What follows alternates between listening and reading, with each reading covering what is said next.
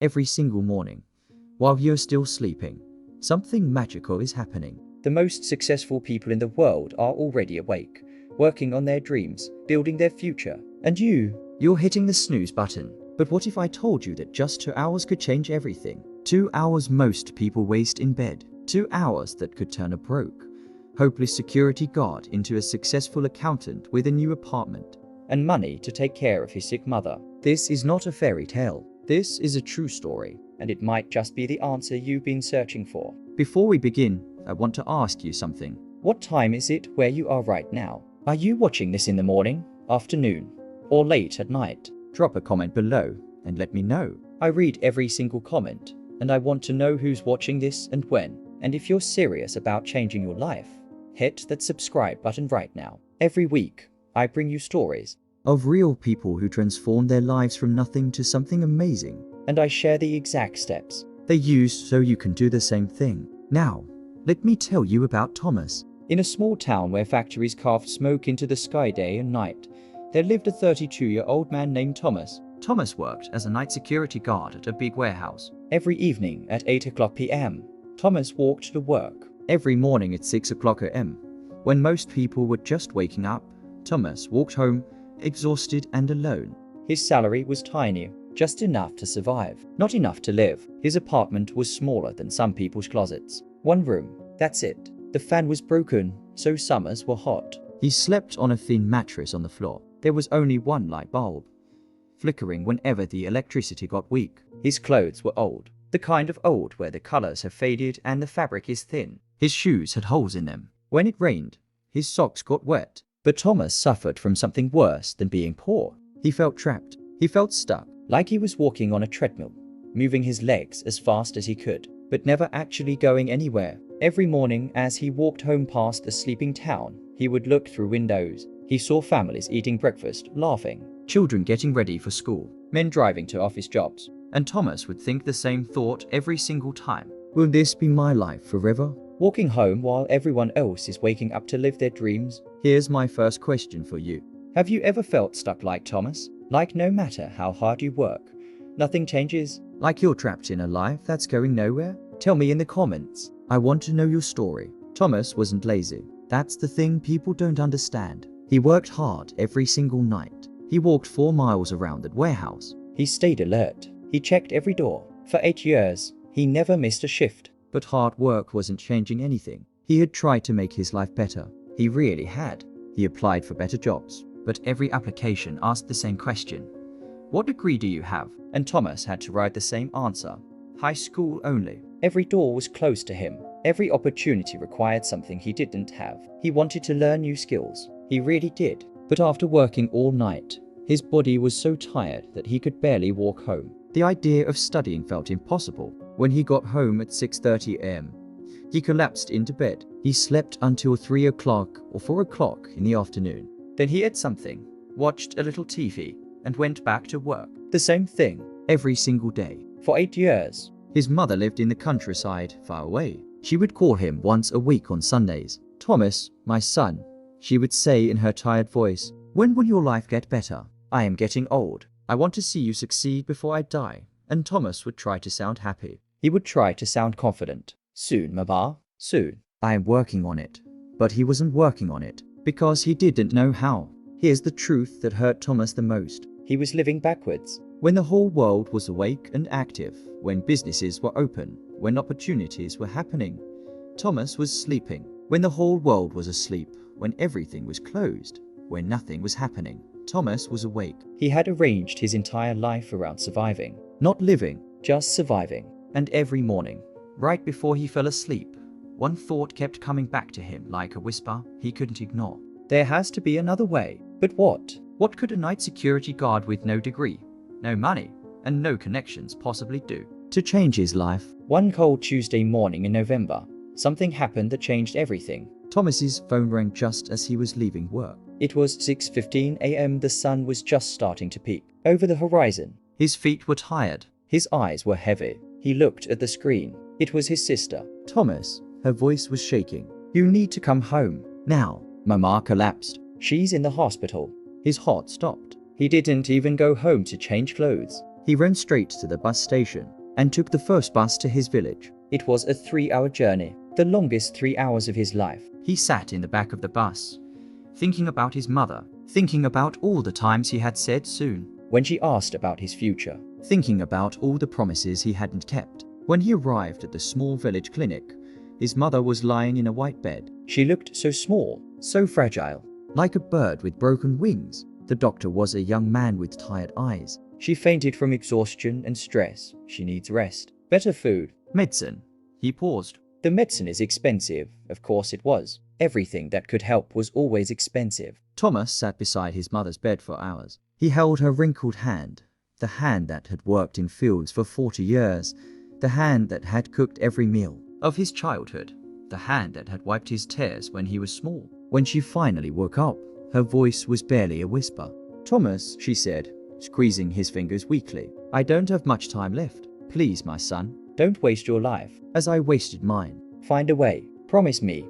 He couldn't speak. His throat was too tight. He just nodded, and something inside him broke. Not with sadness, with anger. Anger at his own helplessness. Anger at 8 years of going nowhere. Anger at every morning he had collapsed into bed. Instead of building something better, here's my second question for you. Have you ever had a moment like this?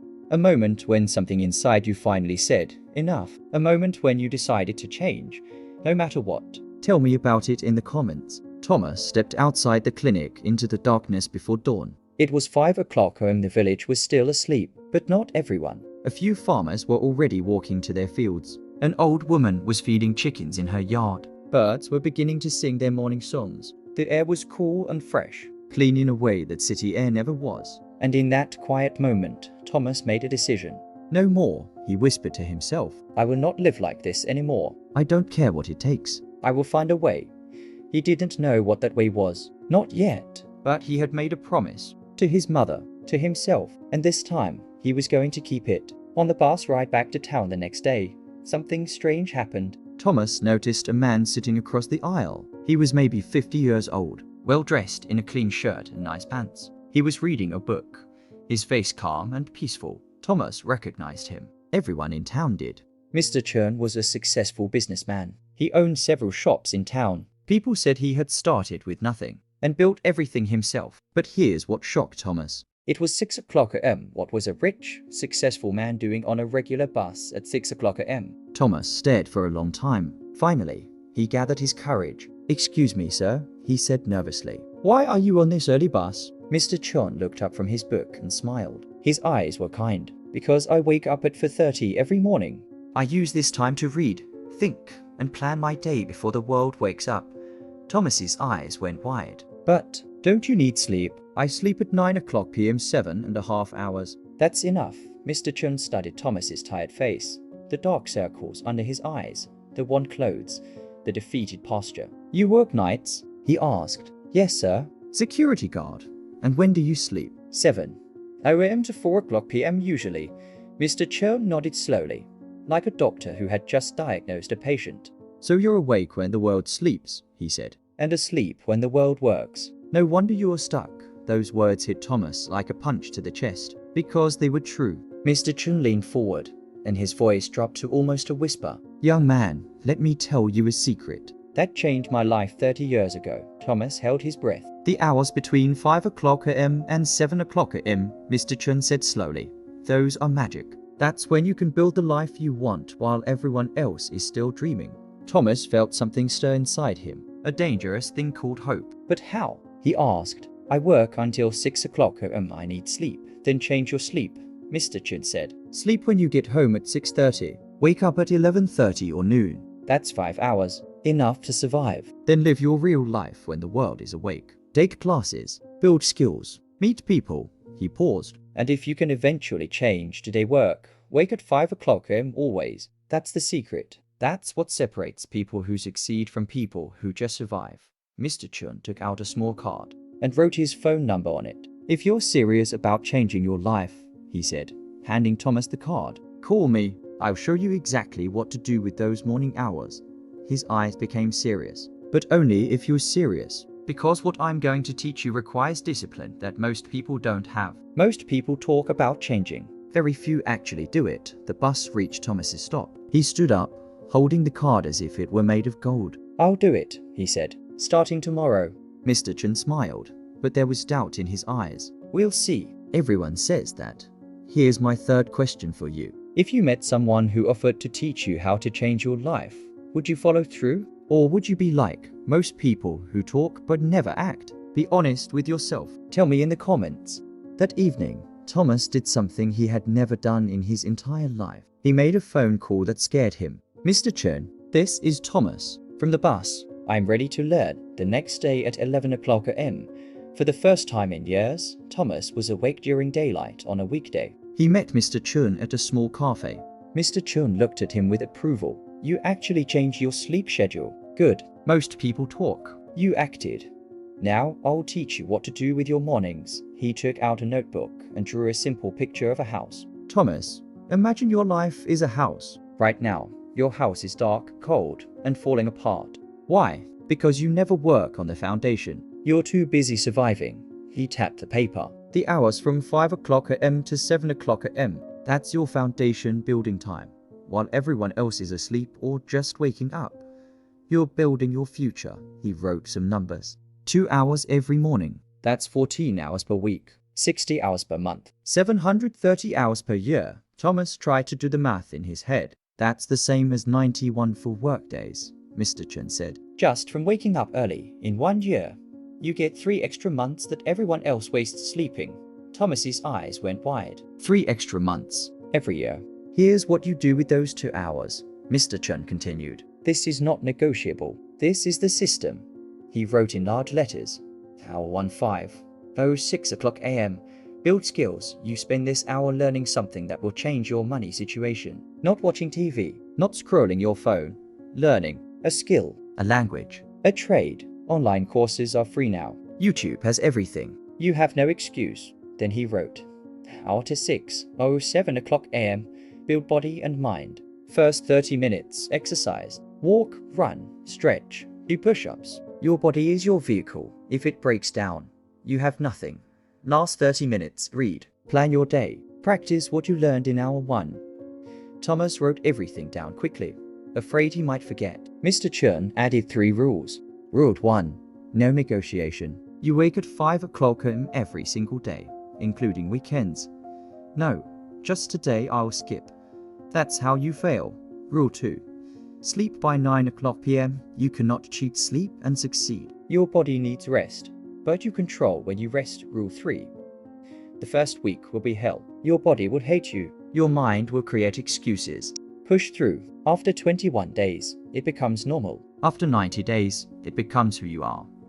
He looked at Thomas seriously. "I'm giving you 3 months. 90 days of waking at 5 o'clock and building skills in hour 1. Building yourself in hour 2. After 90 days, come back to me. Show me what you've built." He paused. "If you've actually done the work, I'll help you find a better job. If you quit, don't bother calling. Success goes to people who show up when it's hard." Thomas felt the weight of the challenge, but for the first time in years, he also felt something else. Purpose. "I'll do it," he said. "I won't quit." Mr. Chen smiled. "We'll see. Everyone says that. Here's my 4th question for you. Do you have the discipline to wake up at 5 o'clock a.m. for 90 days straight? Not 89 days, not most days, every single day. Could you do it? Tell me honestly in the comments." The next morning at 5 o'clock a.m., Thomas's phone alarm screamed in the darkness. His entire body protested. Every muscle begged him to stay in bed. His mind created 100 excuses. "Just 1 more hour. You're so tired. 1 day won't matter. Start tomorrow instead." But he remembered his mother's face in the hospital bed. Mr. Chen's challenge. His own promise. He threw off the thin blanket and forced himself to stand. His legs felt like they were filled with sand. His head pounded. The room was cold and dark, but he was awake. Day 1. The first week was pure pain. Thomas dragged himself out of bed each morning feeling like a zombie. His body ached from lack of sleep. His mind felt foggy and slow. At 5 o'clock a.m., while it was still completely dark outside, he sat at his small table with his cracked phone. He had decided to learn Excel and basic accounting. Mr. Chen had told him that every business needed people who understood numbers. He found free YouTube tutorials and started watching. His eyes burned. His mind wandered. Sometimes he caught himself falling asleep while watching a video. But he didn't stop. He would splash cold water on his face and keep going. At 6 o'clock am, he forced himself to walk around his neighborhood for 30 minutes. The streets were empty and dark. Sometimes dogs barked at him. Sometimes he saw other early risers and wondered about their stories. After the walk, he would read articles about accounting. He understood maybe half of what he read. The rest was confusing, but he kept reading anyway. By 7:30 am, his body was screaming for sleep. He would go to bed and wake up around 2 o'clock p.m. Then he ate something, got ready for his night shift, and the whole cycle repeated. It was exhausting. It was lonely. Nobody understood why he was doing this. His coworkers thought he was crazy. "Why are you always so tired?" they asked. "Why do you wake up so early?" He just smiled and said nothing. But something kept him going. Every morning, when his alarm screamed and his body begged him to stay in bed, he remembered his mother's words. "Don't waste your life as I wasted mine. Find a way." And he got up.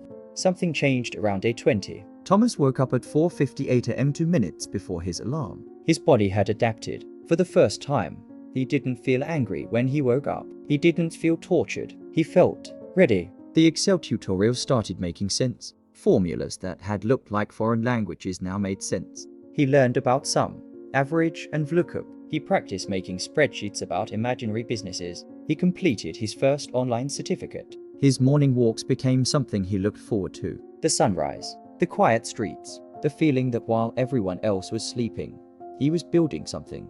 He noticed his body changing too. He had lost weight from the daily walking. His mind felt sharper, clearer, like fog lifting from a valley. By the end of month 2, Thomas had completed 3 online courses in accounting and Excel. His body was stronger. He could walk faster and farther without getting tired. He had lost 15 pounds. His confidence grew. He stood straighter. He spoke more clearly. He looked people in the eye. People at work noticed. "Thomas, you look different," they said. "Healthier." "What changed?" He smiled. "I'm changing my life 2 hours at a time. Here's my 5th question for you. What would you learn if you had 2 extra hours every morning? What skill could change your life? A language? Coding? Writing? Accounting? Tell me in the comments what you would study." In the 3rd month, Thomas started using what he had learned. He noticed that the warehouse where he worked had terrible organization. Nobody knew exactly what inventory they had. The boxes got lost. Orders got confused. The manager was always stressed about it. One night, Thomas had an idea. Using his new Excel skills, he created a simple spreadsheet to organize the warehouse inventory. He tracked every box, every shelf, every item. He made it easy to see what they had and what they needed. He worked on it during his breaks for 2 weeks. When it was done, he showed it to his supervisor.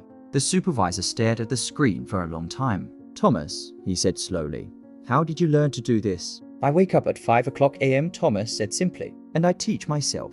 The supervisor looked at him with new eyes, like he was seeing Thomas for the first time. Word spread. The supervisor showed the spreadsheet to the warehouse manager. The manager showed it to the owner.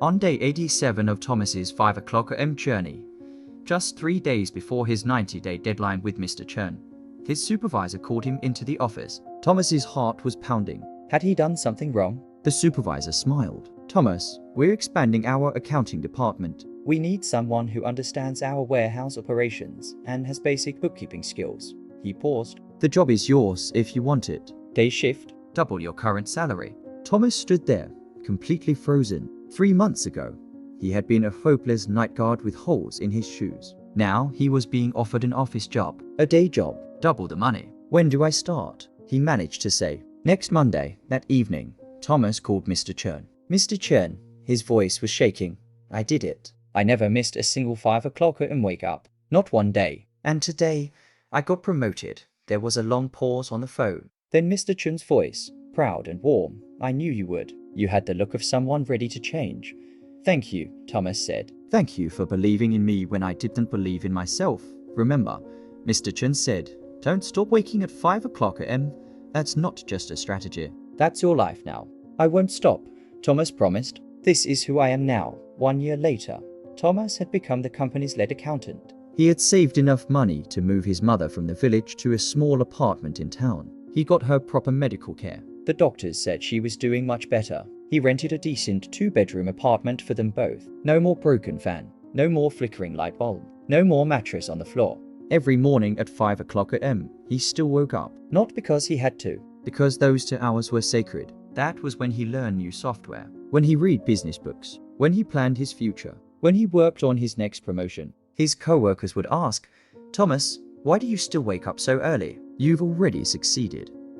And he would smile and say, "Success is not a destination, it's a daily practice." And mine begins at 5 o'clock a.m. My friend Thomas's story proves something powerful. Your life can change. Not someday. Not when things get better. Not when you have more time or more money or more energy. Right now. Starting tomorrow at 5 o'clock a.m. Here's what most people don't understand. The difference between where you are and where you want to be is not talent. It's not luck. It's not even hard work. It's how you use the time when everyone else is sleeping. Between 5 o'clock a.m. and 7 o'clock a.m., the world is quiet. No notifications buzzing. No meetings are being called. No distractions demanding your attention. Your willpower is at its peak. Your mind is fresh. Your potential is unlimited. This is when you do the work that changes your path. Successful people know this. That's why CEOs, athletes, writers, and leaders wake up early. Not because they're superhuman, because they understand that winning the morning means winning the day. So here's your challenge. The same challenge Mr. Chun gave Thomas. Step 1. Tonight, set your alarm for 5 o'clock a.m. not 5:15, not 5:30. Exactly 5 o'clock a.m. and put your phone across the room so you have to stand up to turn it off. Step 2. Decide right now what you will build in your first hour. A skill you need, a course you've been putting off, a language you've wanted to learn. Choose one thing, just one, and commit to it for 90 days. Step 3. Protect your 9 o'clock p.m. bedtime. You cannot wake up early if you sleep late. Cut the Netflix. Skip the endless scrolling. Sleep is not your enemy. Wasted evenings are. I promise you this. If you wake up at 5 o'clock a.m. every single day for 90 days and use those 2 hours with purpose, your life will not look the same. Maybe you won't become a millionaire. Maybe you won't get promoted immediately, but you will become someone different, stronger, more disciplined, more capable. And that person can achieve anything. Thomas had nothing. No degree, no connections, no money, just a choice to wake up early and build. You have more than he had. You are watching this video right now. That means you have internet, access to education, opportunity at your fingertips. The only question is, will you use it? Or will you hit snooze tomorrow and wonder 5 years from now why nothing changed? Here's my final question for you. Will you join the 5 o'clock a.m. club? Will you take this challenge? If the answer is yes, hit that like button right now as your commitment. Then drop a comment telling me, what will you build in your first hour tomorrow? Let's hold each other accountable. I'll be checking the comments. Share this video with someone who keeps saying they want to change but never does. Maybe this is the push they need.